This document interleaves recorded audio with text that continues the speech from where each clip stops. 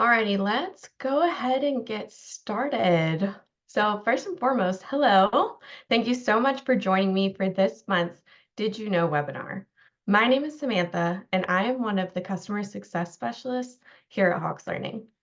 Over the next 20 minutes or so, I'll be guiding you through an overview of the Hawks Mastery approach, explaining its benefits for students, and sharing some tips on how to encourage students to utilize Hawks effectively.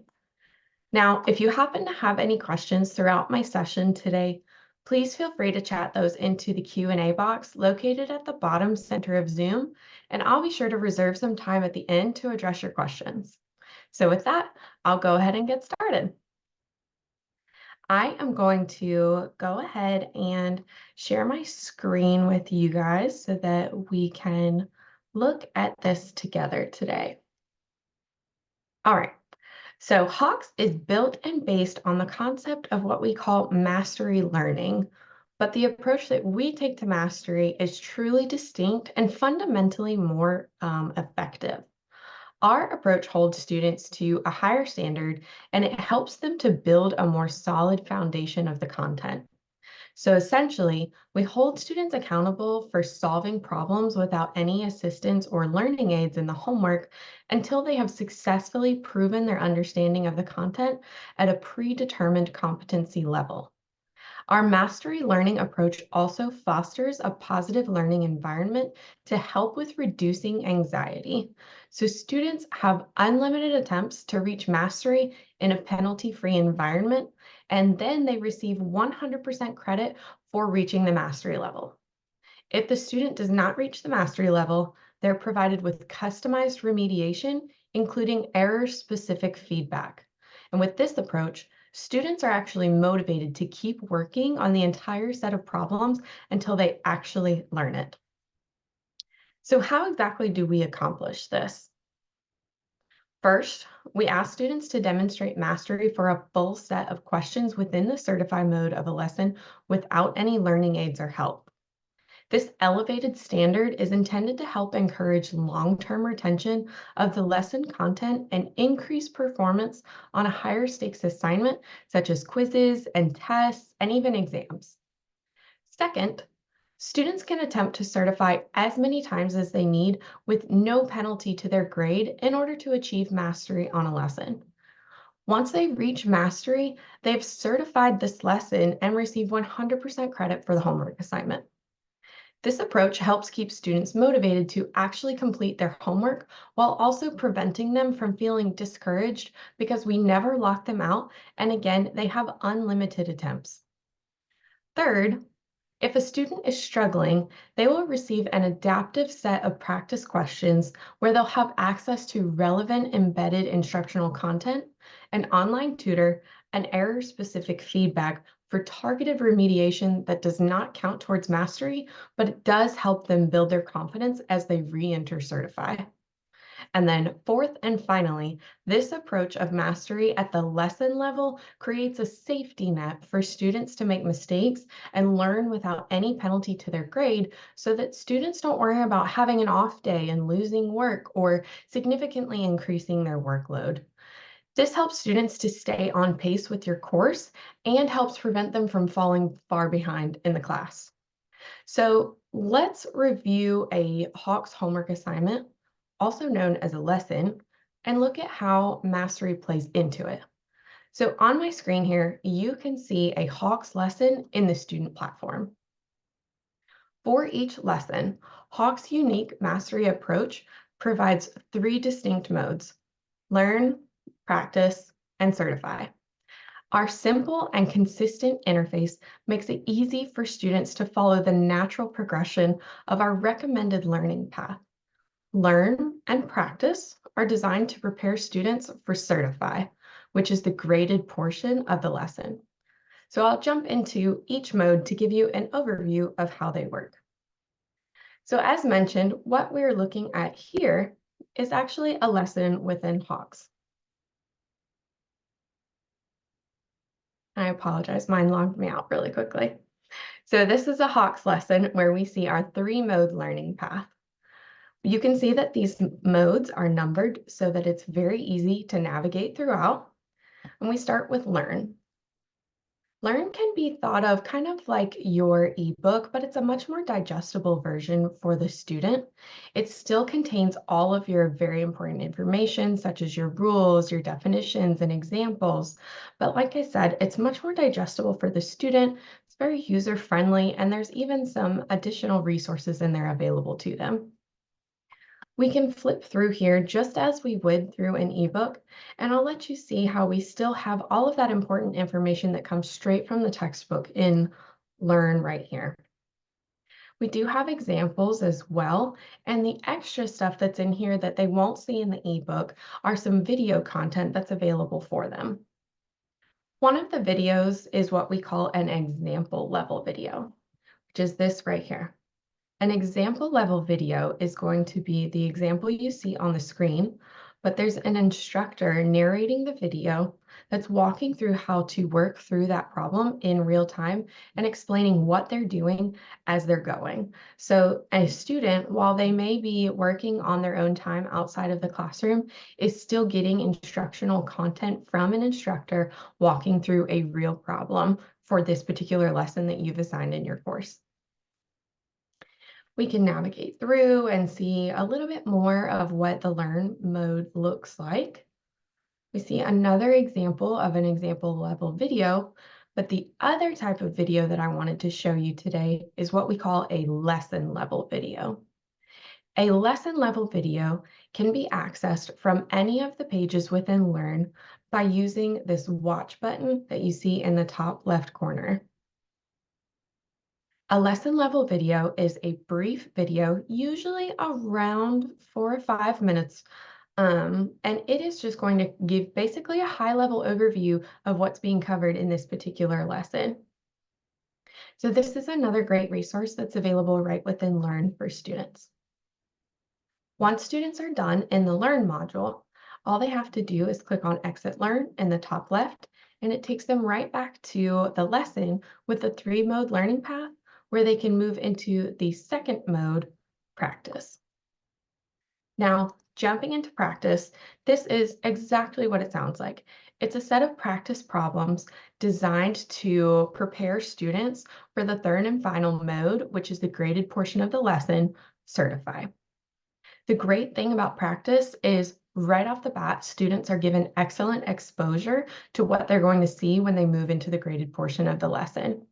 So this is laid out the exact same, which you'll see in a moment when we get into Certify. All of the questions that are presented to students within practice are going to be the same types of questions that they see while they're in Certify, but it'll be different values.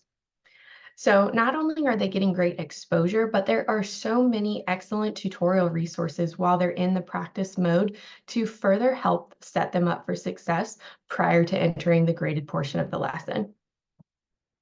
Now, one thing in here that I just wanted to take a second to point out is that they do have a keypad that's built in and available for them. Some of the tutorial resources available here can be found by using the orange tutor button that you see in the bottom left corner of the screen. Once we click on tutor, there are a couple of options within here. The first page that you'll be brought to is what we call step-by-step.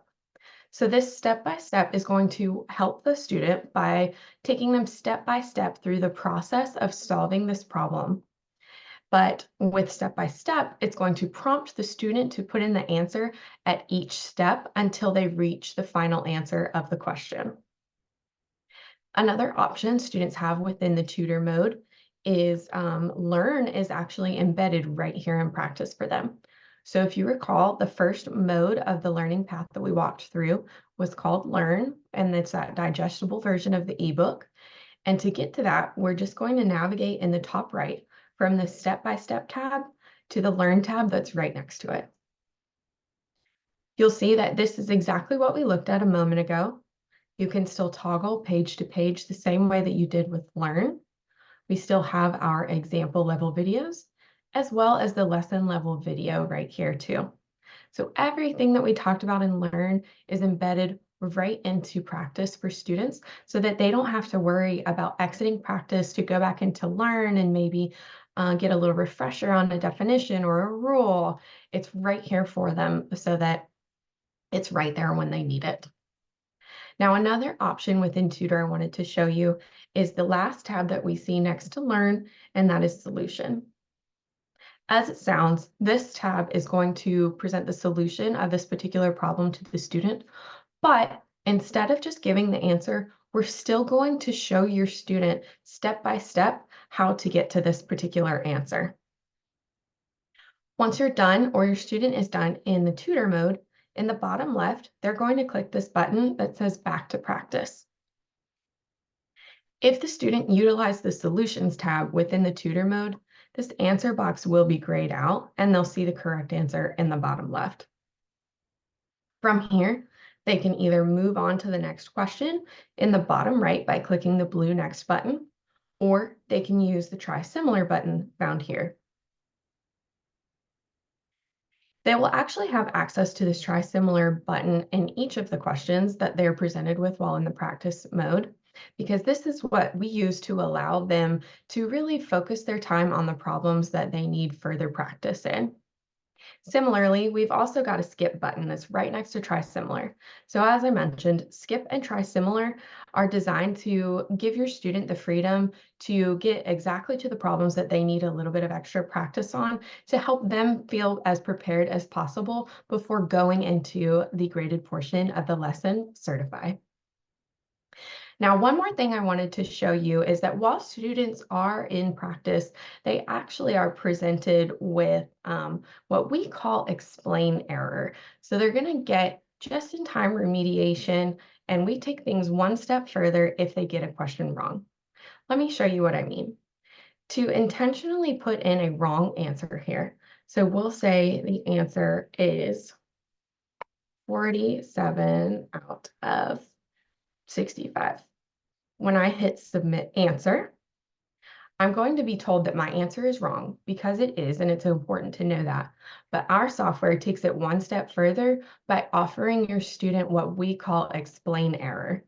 So we see to the right of where I'm told my answer is incorrect, this button that says explain error is one more tutorial resource that we have for your students in here to help them every step of the way. So in explain error, we see the problem that I was presented with, the answer that I submitted, and that it is incorrect, but our software is able to tell where the student may have gone wrong and give them a little bit of guidance on how they can fix that particular step where they messed up next time they work on this type of problem. So similar to when we were in the tutor mode earlier, once we're done and explain error, you'll see a button in the bottom left of the screen that says Back to Practice. This is going to take me back to the problem that I was working on, and I just submitted the incorrect answer. I'll now have a chance to reattempt this problem with the knowledge that I just learned from my explain error explanation, and then submit my answer again. Now, once your student is done in practice, just like Learn, in the top left, they're going to exit up here. I'm going to exit without saving just for the sake of today's tutorial. And once we've gone through Learn and Practice, we're going to go into the third and final mode of the learning path, Certify, the graded portion. Now, it's important to remember that one way that you can help students get the most out of our mastery approach is by really emphasizing using Learn and Practice here before going into Certify. And by putting in the actual, effort and time within these two modes, have helped to emphasize that they're setting themselves up for success by putting in the effort before they go into the graded portion, because these two modes are ultimately going to help them spend less time in Certify. So let's take a look at Certify together really quickly. Right off the bat, when this finishes loading, you'll notice that this is laid out the exact same way that Practice was. So when we talked about students having good exposure just by being in the practice mode, this is what we were talking about. Our questions are presented the same way. We've got our keypad in the same spot. They're going to enter answers the same way. So they're already in a familiar atmosphere. Difference being with Certify is that we've actually removed those learning aids, right? So this is where they're being held to a higher standard. And let's go through a little bit of the mastery approach with the grading of this portion of the lesson. So, as a little refresher, mastery is that predetermined competency level that we talked about previously, and usually it's around 80%. What that means is that students have to answer at least 80% of the questions within this set of problems correctly in order to receive full 100% credit for this assignment. So in Certify itself, we can see that this particular lesson has 15 questions total. That means my student has to answer 80% of those 15 questions in order to get full credit for this assignment. The red heart that you see on the right represents the number of questions that they can answer incorrectly and still certify this lesson, so still achieve that mastery and get full credit. Essentially, our student here can answer 12 out of 15 correct, miss up to 3 questions, and still get a 100 on this assignment. So what happens if they miss that 4th question? I'm sure you're wondering. Once they miss their 4th question, the software is going to take them out of Certify, place them back into practice, and is going to actually present them with the same types of questions that they were struggling with while they were in the Certify mode. Your student then has all of those tutorial resources available for them. So they've got step-by-step guidance, they've got Learn embedded in front of them in case they need a little brush up on the content within the ebook. And then they've got access to the solution to a particular problem within practice, right? And they've also got that great explain error feedback as well. Once they feel ready, they can then exit practice and restart Certify. Now, the nice thing about Certify, which we touched on earlier, is that your students will never get locked out. So they have unlimited attempts, and on top of never getting locked out, it really helps to reduce their anxiety related to this graded assignment that they have here. And it also feeds into motivating them to actually complete their homework with the unlimited attempts on top of receiving a 100 for this assignment, as long as they can master that particular lesson. So now that we've gone through an overview of the Hawk's mastery approach in the homework, you might be wondering how you can check the impact of Hawk's lessons on your student success. I am going to switch over into my instructor account because you can actually use the reporting tab within your instructor platform to pull a number of different reports. So you may be familiar with this page. This is your Hawks Teach account, which is the instructor platform. I have already navigated into my reporting tab here. In here, as you can see, there's a number of reports available. So it's not just this type of data that you can use our reporting tab to pull information for. But for today's webinar, I did want to point out a couple to you. So first, you can use this assignment review report that you see in the top row on the far right side if you're looking for a comprehensive report on student and assignment performance. That said, we also have a number of individual reports that can provide details regarding how students are engaging with the lessons that you're assigning to them. The first one that I wanted to point out is this time per lesson report. This is going to give you time on task statistics for all students in a selected lesson. So this is going to show you time in Learn, time in Practice, and time in Certify, as well as the number of certification attempts on a per lesson basis. In similar fashion, we also have a time per student report here. So this is going to be similar. It's going to be time on task statistics for a selected student for all lessons.